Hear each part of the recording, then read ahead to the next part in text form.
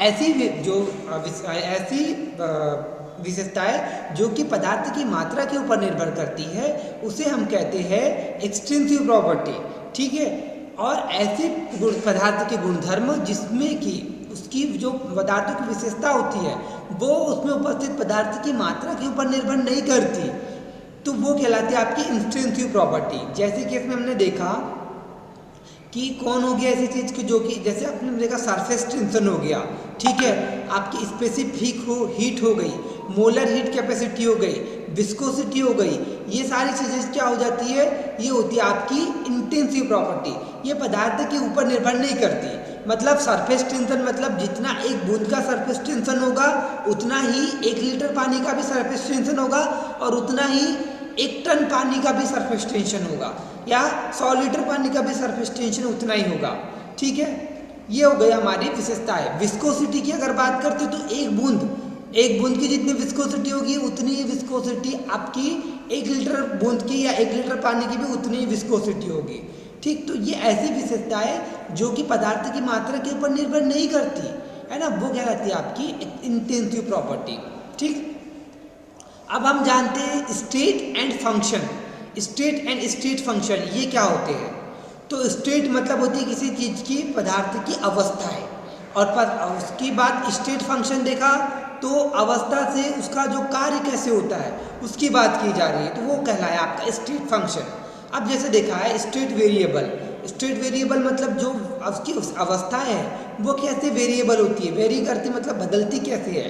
तो बताया है measurable property of a system like pressure, temperature, volume etc, ये होती है आपकी सारी स्टेट वेरिएबल।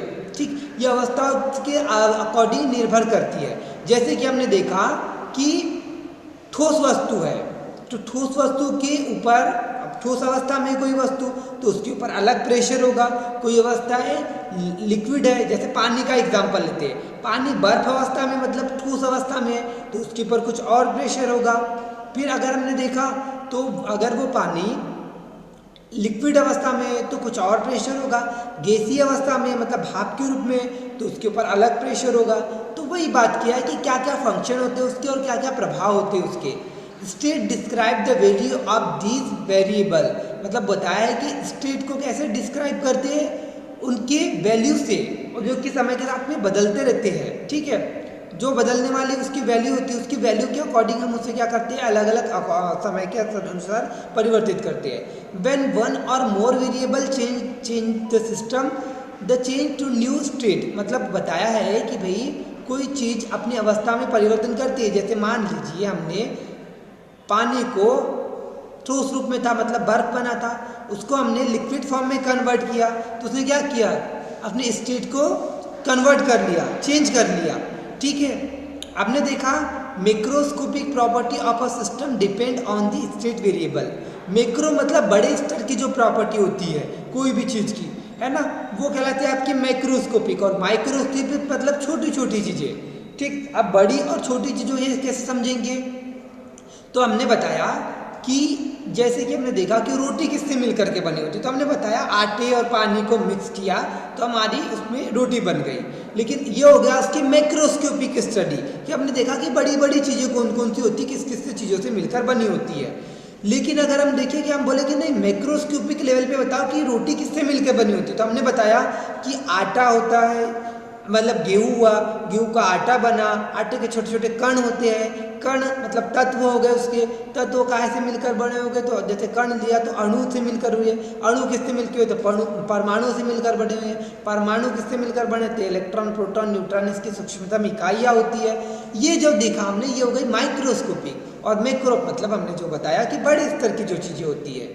ठीक है, स्टेट फंक्शन की बात करते हैं तो स्टेट फंक्शन में अगर हमने देखा स्टेट फंक्शन कैसे होता है, तो विच depend on the initial and final state, मतलब किसी चीज़ की प्रारंभिक अवस्था और अंतिम अवस्था, वो चीज़ होती है आपकी state function, but independent of the path follow by the system during the process.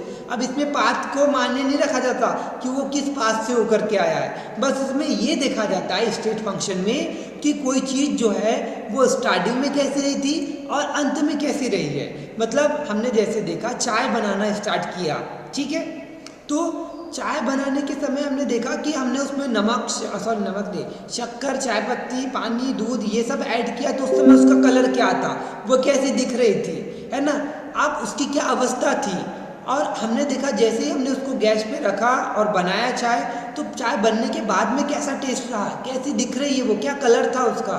तो हमने देखा कि उसकी इनिशियल स्टेट मतलब इनिशियल कंडीशन में कैसी थी, और फाइनल स्टेट मतलब बनने के पश्चात कैसी हुई।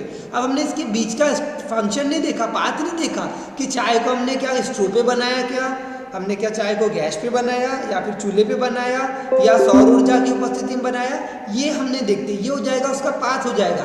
इसमें इन चीज़ों का ध्यान नहीं रखा गया, ठीक है।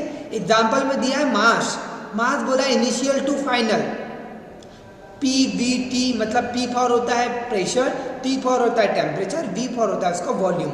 इट डिपेंड ऑन स्टेट, मतलब जो प्रेशर होता है आपका, टेम्परेचर होता है और वॉल्यूम होता है, ये जो तीनों चीज़ें होती है आपकी, ये क्या काम करती है, ये कि स्टेट के ऊपर डिपेंड करती है, मतलब उसकी अवस्था के ऊपर निर्भर करती है कि उसका टेम्परेचर कितना रहेगा, है ना। मान लीजिए कोई चीज़ है, जैसे बर्फ़ है, बर्फ़ मतलब सॉलिड स्टेट में है, तो उसका टेम्परेचर ज़्यादा रहेगा कि कम रहेगा, आप बताइए, आप में से कोई। तो हमारा आंसर होगा कि सर बर्फ़ है और वो सॉलिड स्टेट में मतलब बर्फ की अवस्था में है, तो उसका क्या होगा, टेम्परेचर बहुत कम होगा। उसको अगर हमने लिक्विड स्टेट में बदल दिया, मतलब पानी बदल दिया उस बर्फ का, तो उसका टेम्परेचर थोड़ा ज़्यादा हो जाएगा। और उसको गैसीय अवस्था में बदल दिया, तो मतलब पानी को हमने गर्म किया होगा, तब जा करके वो भाप बना होगा, और भाप मतलब आपकी गैसीय अवस्था हो गई। तो वो जो बना आपका, वो किस अवस्था में हो गया, गैसीय अवस्था में, तो उसका टेम्परेचर भी बहुत अधिक होगा। मतलब तीनों अवस्थाओं का आपने देखा कि टेम्परेचर अलग अलग होता है, ठीक है। ये डायग्राम के थ्रू भी हम शो करते हैं कि किस पदार्थ का इसके अकॉर्डिंग कौन सा कैसा टेम्परेचर होगा, कैसा वॉल्यूम होगा, कैसा प्रेशर होगा, ठीक है। तो ये चीज़ें आपको समझ में आई होगी।